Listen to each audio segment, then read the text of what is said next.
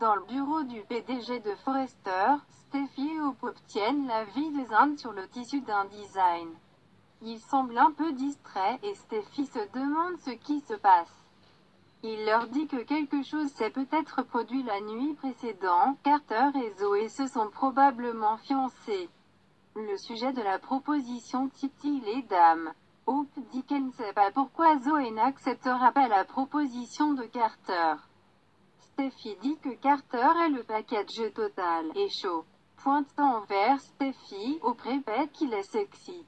Zand marmonne que Carter est la chanceuse. Steffi dit qu'elle pense que c'est un bon match et qu'elle est heureuse pour eux. En entrant dans le bureau, Thomas demande de qui tout le monde discute. Steffi annonce les fiançailles de Zoé et Carter. Thomas dit qu'il pense que c'est génial, ce qui prend Zand par surprise. Thomas déclare que Zoé mérite le bonheur après ce qu'il lui a fait subir. Hope et Steffi échangent des regards. Thomas leur dit, choquant, il dit qu'il peut en effet être conscient de lui-même. Il ajoute qu'il peut aussi être désolé pour les choses qu'il a faites. À la table à dessin plus tard, Zand regarde Thomas esquisser une idée sur l'épaule d'un des dessins de Zand.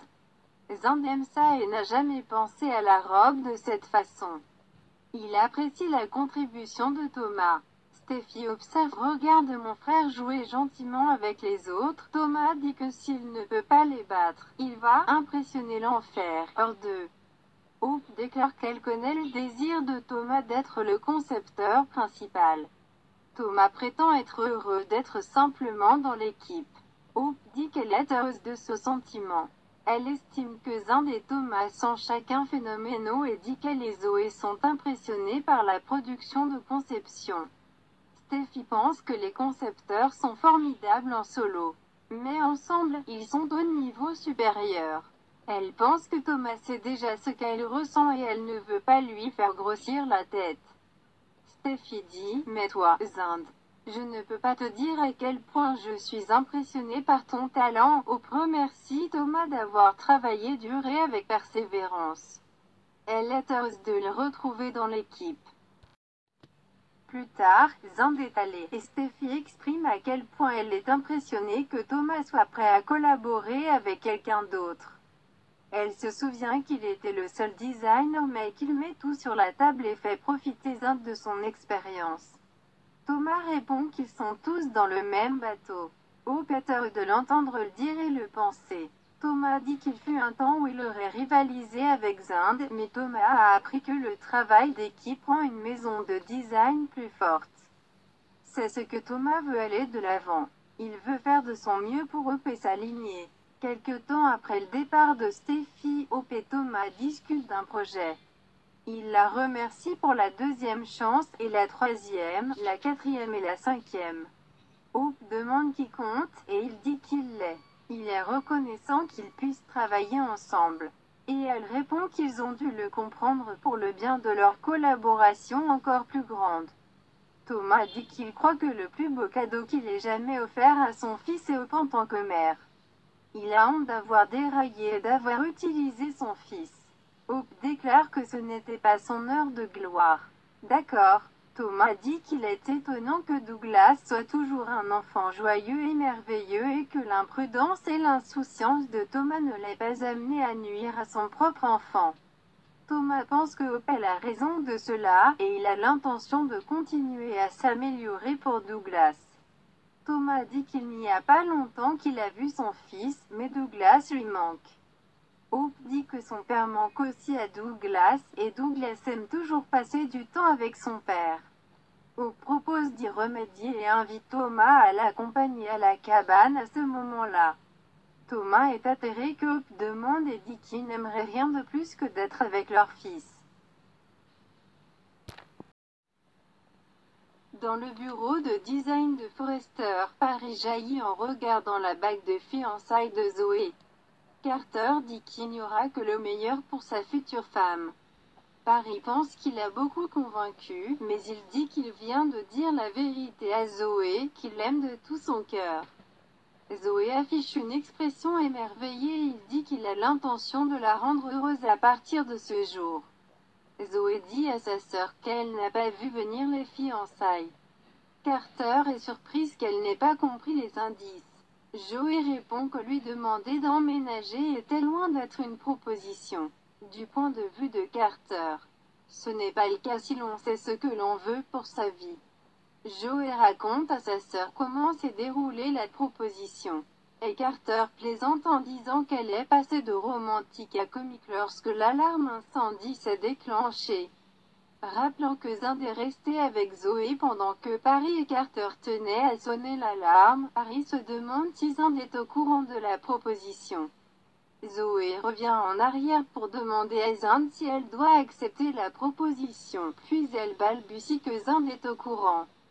Paris dit qu'elle est fière de Zoé pour avoir reconstruit sa vie et ne pas avoir laissé son erreur de protéger Reese la définir. De l'avis de Paris, Zoé a exprimé ses sincères excuses. Et les Forrester lui ont pardonné. Paris dit « Et regarde ta vie maintenant ». Elle note que sa sœur est mannequin et consultante sur l'une des lignes de mode les plus en vogue alors qu'elle est fiancée à un homme bien. Paris veut être comme Zoé quand Paris a grandi. Carter répond qu'il n'y a qu'une seule Zoé. Paris est toujours stupéfait que Zoé et Carter se marient et demande à savoir à quoi ressemblera la cérémonie. Zoé dit d'attendre parce qu'ils ne sont fiancés que depuis quelques heures. Zoé demande en plaisantant à Carter d'officier et il rit sans joie. Paris devient interrogateur et Zoé explique que Carter s'est marié avec la moitié de la ville. Carter dit que cela ressemble à cela, mais il organise principalement des cérémonies pour Forresters. Zoé ajoute, et il se marie beaucoup. Paris est à fond pour la planification et pense avoir elle-même comme demoiselle d'honneur et Zand comme le meilleur homme. Zoé pense que Ridge est en lice pour le meilleur homme. Mais Paris sera certainement la demoiselle d'honneur. Paris prend des notes pendant que Carter décrit la réception de mariage animée qu'il envisage. Zand passe la tête dans l'embrasure de la porte. Il entre dans le bureau, disant que ça sonne festif là-dedans. Il voit la bague de Zoé et dit qu'elle raconte l'histoire. Carter se dit chanceux. Zand impressionne par les fiançailles et demande quand sera le grand jour. Carter répond que le plus tôt sera le mieux pour lui. Paris affirme que Carter a proposé. Mais le mariage est entre ses mains. Zoé plaisante en disant qu'elle a créé un monstre et Paris se surnomme Medzilla. Zand dit que trouver l'amour n'est pas une mince tâche et qu'il faut avancer avant qu'il ne s'échappe. Il souhaite le meilleur à Carter et Zoé. Plus tard, Paris et Carter y sont allés, et Zand décide d'avoir l'opinion de Zoé sur le changement de design de Thomas car Zoé sera celle qui portera la robe. Joey dit qu'elle pense que le changement est brillant. Zand commente que sa bague est aveuglante. Elle répond que c'est la plus belle chose qu'elle ait jamais eue. Zoé se souvient que Zand voulait lui dire quelque chose le soir des fiançailles et cela semblait important. Zand revient à l'envoi du message texte à Zoé, puis se rend compte qu'il n'a jamais été envoyé. Il déclare que cela n'a pas d'importance. Il lui souhaite le meilleur et espère qu'elle aura une vie qu'elle attend avec impatience chaque jour. Il croit qu'elle aura avec Carter. Chez Wyatt, Wyatt et Flo entrent en tenue de plage. Wyatt veut la ravager dans le salon, mais elle craint que sa mère ne les surprenne. Il blâme Flo pour celui-là. Mais Flo demande pourquoi il ne l'a pas empêché d'inviter Quinn à emménager. Wyatt répond qu'il essaie. Il fait un mouvement de coupe à son cou et dit que c'était son signal pour elle de ne pas le faire. Flo souhaite qu'elle a écouté. Wyatt et Flo veulent renvoyer Quinn chez Eric. Mais Wyatt ne voit aucune chance que cela se produise jusqu'à ce que Shona déménage. Flo répond que Shona l'a déjà fait, mais Wyatt révèle que ce n'est pas le cas. Flo est surpris que Shona n'ait pas dit à Flo qu'elle était toujours chez Eric. Wyatt pense que c'est parce que Shona sait à quel point c'est louche et se sent coupable, comme elle le devrait. Flo dit qu'il ne pense pas qu'il devrait juger avant d'avoir entendu la version de Shona.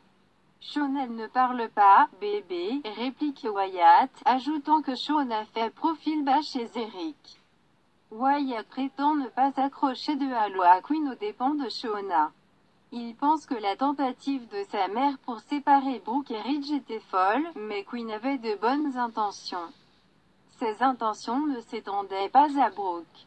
Mais Wyatt pense qu'il est significatif que Quinn ait créé le plan pour aider Shauna à être avec l'homme qu'elle aimait et à avoir la vie dont elle a toujours rêvé.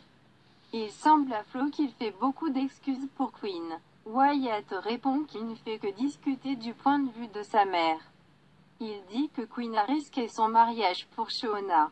Il demande pourquoi Quinn a fait tout cela et si c'était juste pour découvrir que Shauna vit secrètement chez Eric même si Quinn a demandé à Shauna de partir. Wyatt ne comprend pas comment Shauna peut faire quelque chose comme ça. En franchissant la porte d'entrée, Shauna déclare qu'elle peut répondre à cette question et qu'elle n'est restée chez Eric que parce qu'il a insisté. Flo exprime qu'elle était inquiète pour sa mère et Shauna déclare que comme Flo peut le voir, Shauna va bien. Flo veut savoir pourquoi elle n'a pas eu de nouvelles de Shauna puisque Shauna aurait quitté la maison d'Eric. Shauna déclare que Flo a raison et que Shauna aurait dû appeler. Elle prétend qu'elle ne l'a pas fait parce qu'elle ne voulait pas être jugée ou que ses motivations ne soient pas remises en question. Flo plaisante en disant qu'elle jugera toujours sa mère. Cependant, cela ne devrait pas avoir d'importance et Flo ne devrait pas avoir à se soucier de l'endroit où se trouve sa mère à un moment donné. Flo se demande ce qui se serait passé s'il y avait eu une urgence. Shauna se plaint que sa fille soit mélodramatique. Ce n'était pas comme si Shauna tombait de la surface de la terre.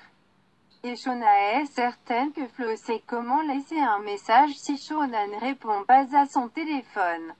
Shauna est cependant désolée de ne pas avoir fait savoir à Flo qu'elle est toujours chez Eric. Levant la main, Wyatt indique qu'il a une question à ce sujet. Wyatt demande comment Shauna peut s'appeler l'amie de Quinn et vivre toujours dans la maison du mari de Quinn. Shauna prétend qu'elle avait fait ses bagages et qu'elle avait bien l'intention de partir, mais Eric n'en entendra pas parler. Shauna déteste le dire, mais elle n'est pas sûre qu'Eric puisse pardonner à Quinn. Plus tard, Shauna insiste sur le fait qu'elle ne travaille pas contre Quinn. Elle prétend faire pression au nom de Quinn dès qu'elle en a l'occasion. Wyatt dit que Shauna fait cela tout en vivant dans la maison du mari de Quinn. Shauna répète qu'Eric a insisté et qu'elle pensait pouvoir utiliser l'accès au profit de Quinn. Wyatt demande comment cela fonctionne. Shauna admet que ça ne va pas bien. Bien qu'Eric aime beaucoup Quinn, il se sent également blessé et trahi, et Shauna ne fait pas les progrès qu'elle espérait. Wyatt décide de suggérer respectueusement que Shauna fasse ses valises et déménage comme sa mère lui a demandé de le faire en premier lieu. L'expression de Shauna s'aplatit et elle regarde Flo. Wyatt dit qu'Eric est le mari de Quinn et que Quinn a parfaitement le droit de s'opposer à ce que Shauna vive avec lui. Wyatt explique en outre qu'en tant que meilleure amie de Quinn, Shauna devrait être désireuse de faire la bonne chose à moins que Shauna n'ait d'autres motifs. Wyatt pense qu'il doit demander si Shauna essaie de prendre la place de Quinn dans la vie d'Eric.